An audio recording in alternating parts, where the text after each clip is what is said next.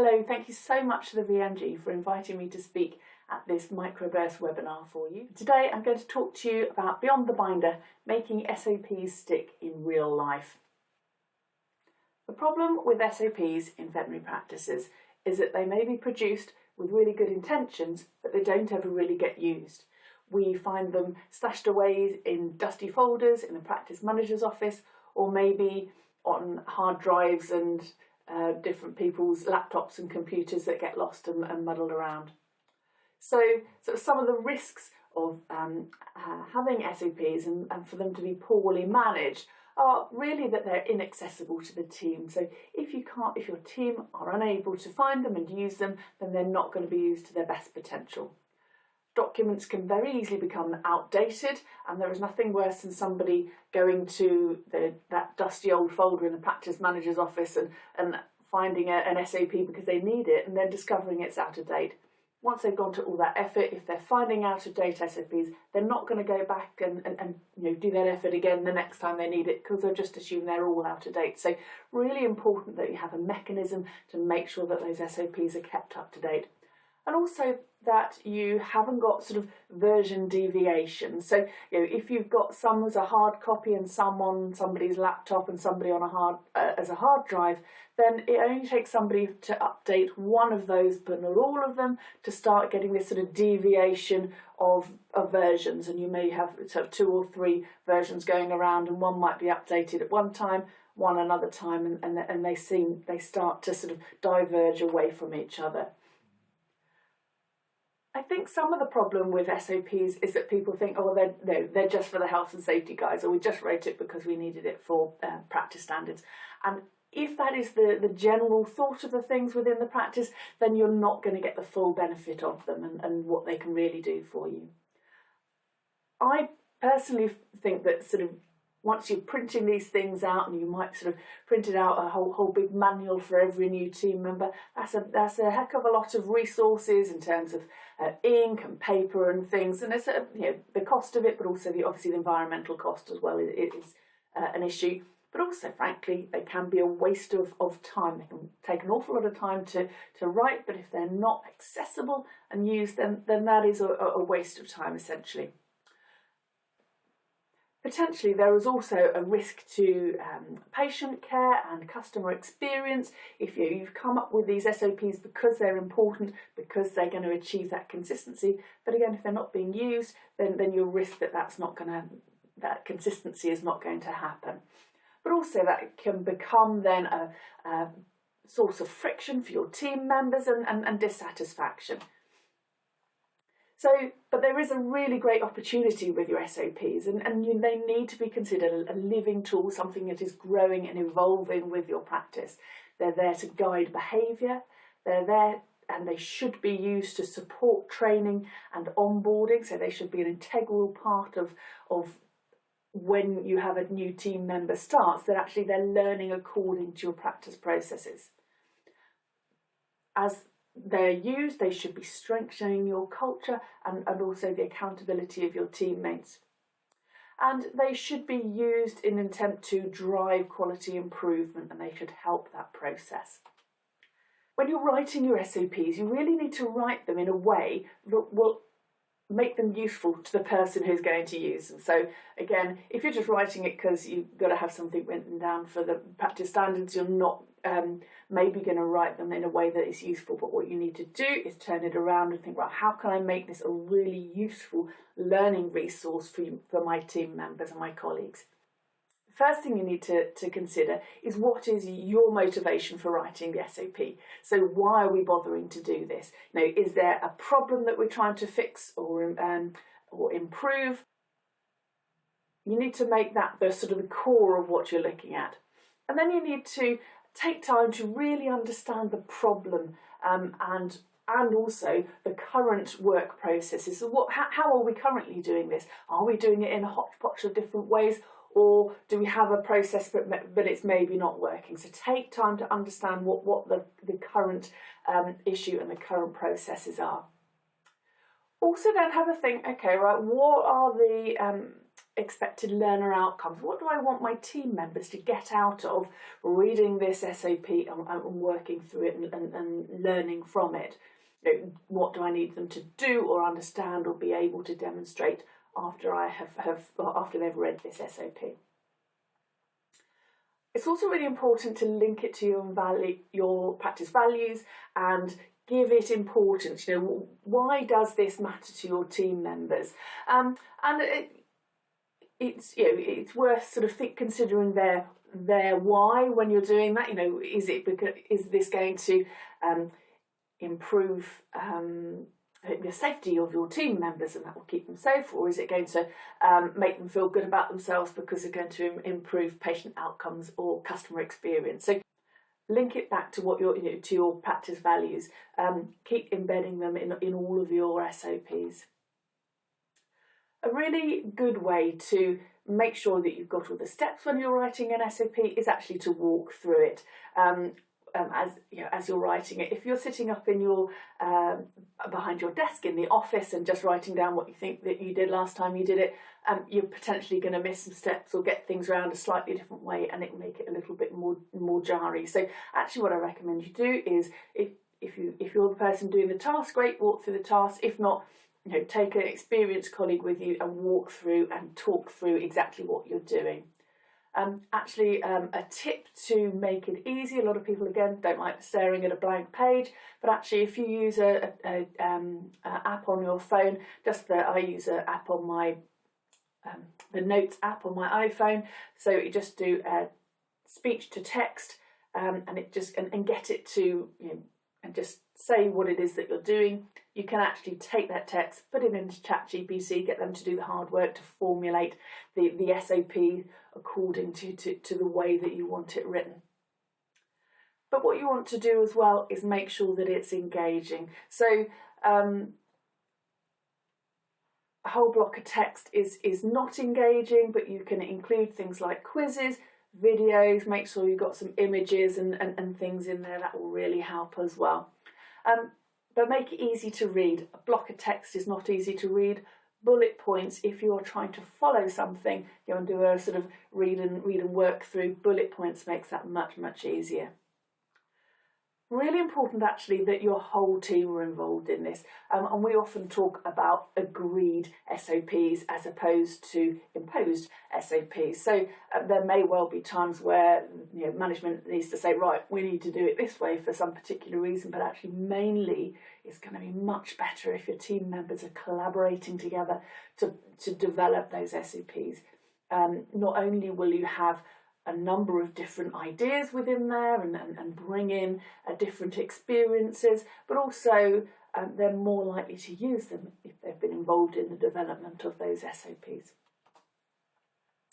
And just take a little bit of time to assess any potential risks. So if you're changing something, have a little think about, is that going to cause any potential risks to my team members or our patients or any visitors to the practice. So always have a think about those things. And with my GDPR hat on, remember that if you're changing a process, it involves using anybody's personal data, for example, client data or even employee data. You need to actually be doing a data processing impact assessment when changes are being made that involve data.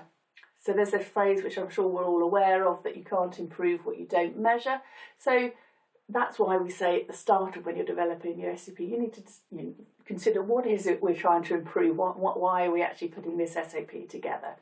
And you need to have a baseline. So actually if you're going to measure that improvement, you need to have some kind of measure of where we are at the moment.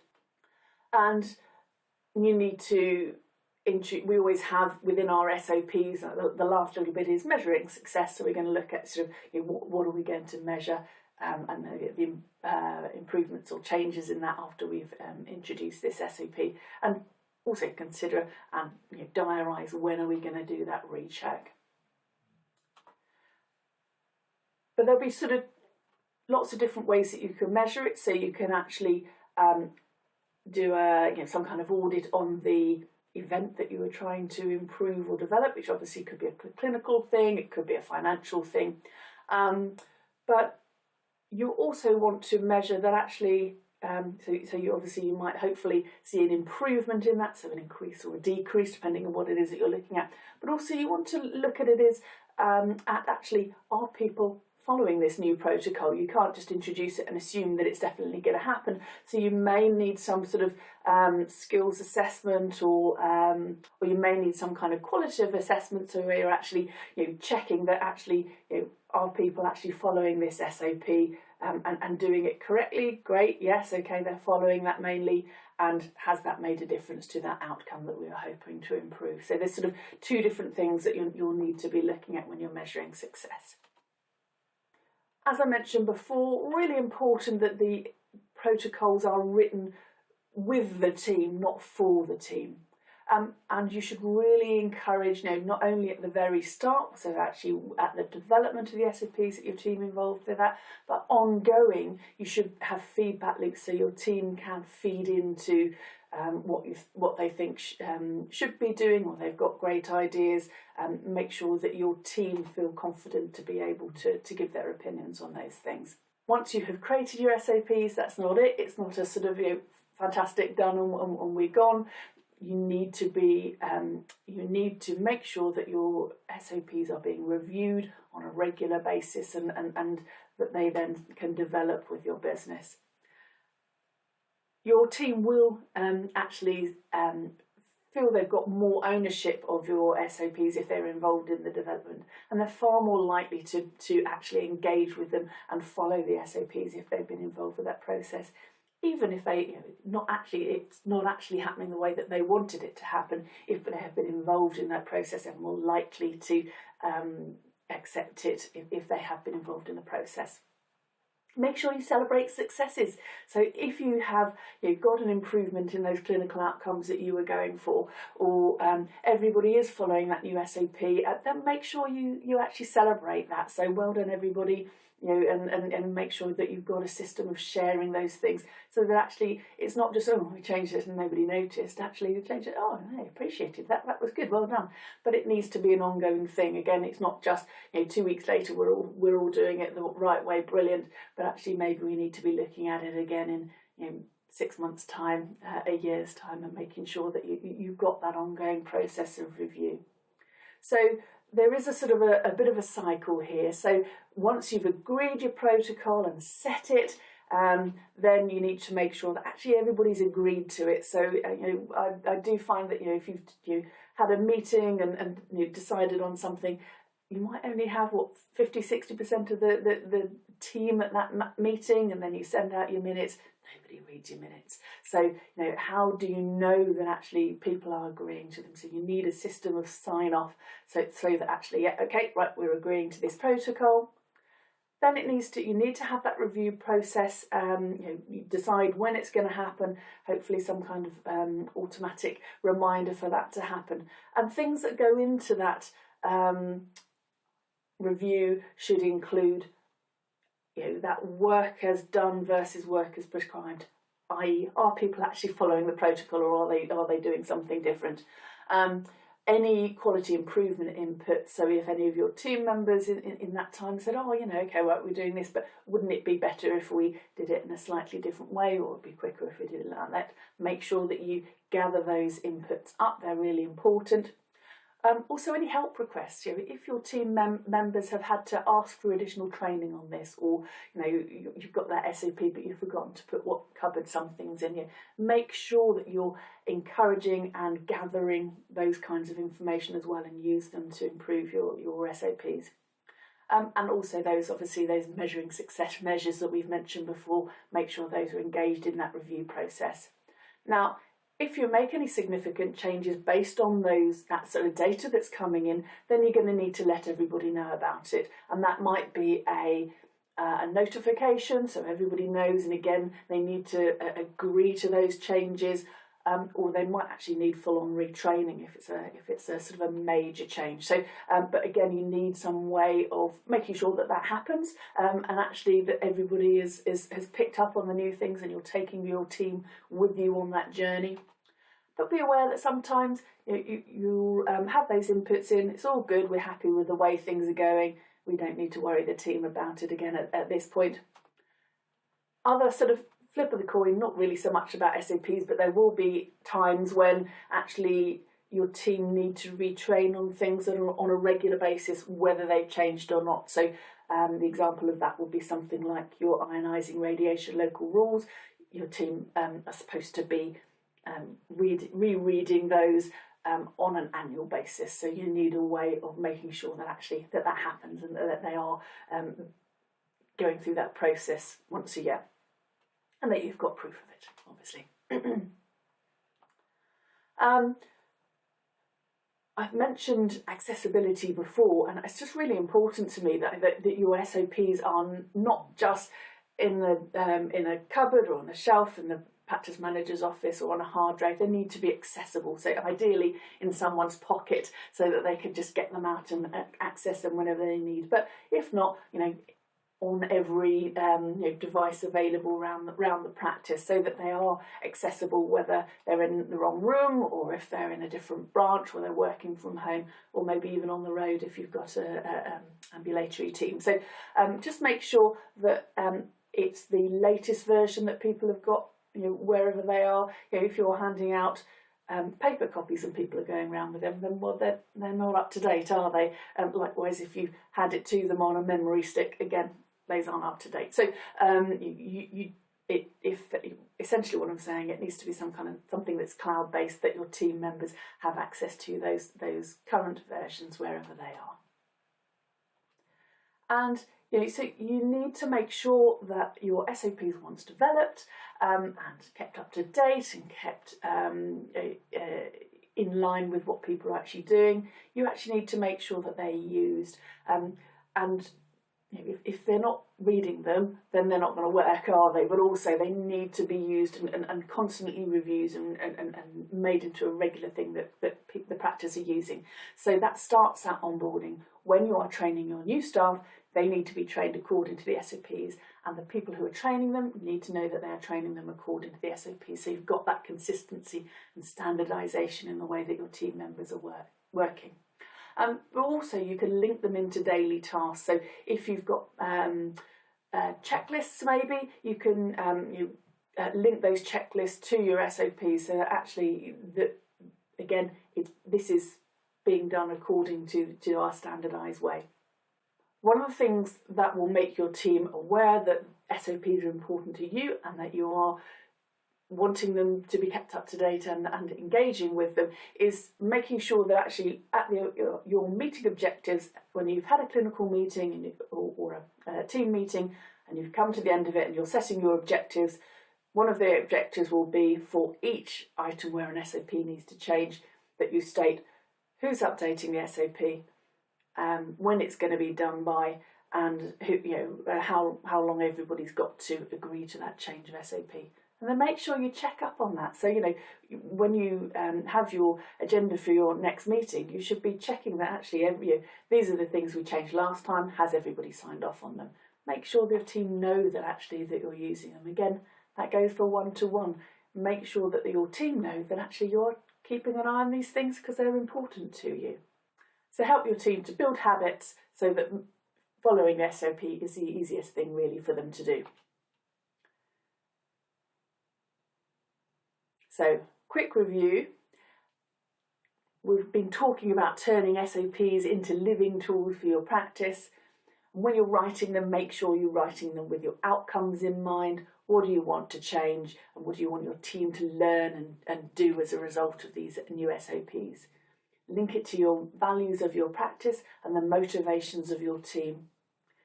Make sure that they're accessible, make sure they're up to date, and make sure that they are engaging. And embed them, your actual SOPs, into training and onboarding, but also your meetings and checklists and things at the life of the practice, so that again your team know that they're important to you. Then make sure that you're regularly reviewing them and monitor your success. So, thanks so much for listening today. I really appreciate VMG inviting me to speak to you.